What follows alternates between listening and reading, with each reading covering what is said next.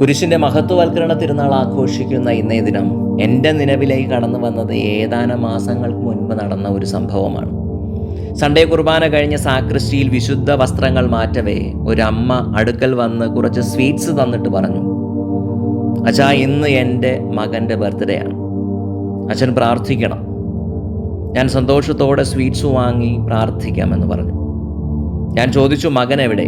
അമ്മ പറഞ്ഞു, അവൻ 2 വർഷങ്ങൾക്ക് മുൻപേ മരിച്ചുപോയി.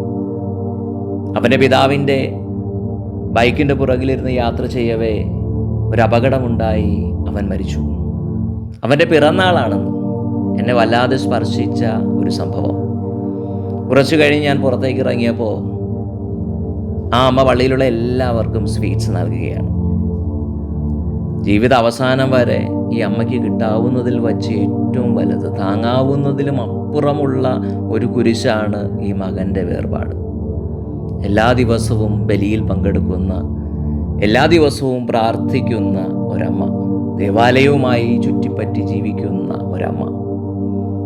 ഈ അമ്മ വെളിപ്പെടുത്തുന്ന വലിയൊരു യാഥാർത്ഥ്യമുണ്ട്. കുരിശുകൾ ഉണ്ടാകുമ്പോൾ നിന്റെ ഈശോയുടെ വക്ഷസ്സിൽ ചാരിക്കിടന്ന് സഹിക്കുക. നമുക്ക് പ്രാർത്ഥിക്കാം, ഈശോയെ, ജീവിത ഭാരങ്ങൾ എന്നെ അലട്ടുമ്പോൾ എന്നെ താങ്ങണമേ, സഹനശക്തി എനിക്ക് നൽകണമേ. നമുക്ക് പ്രാർത്ഥിക്കാം. വചനം ഇപ്രകാരം സാക്ഷിക്കും, സ്വന്തം കുരിശെടുത്ത് എന്നെ അനുഗമിക്കാത്തവൻ എനിക്ക് യോഗ്യനല്ല. ഏവർക്കും തിരുനാൾ ആശംസകൾ.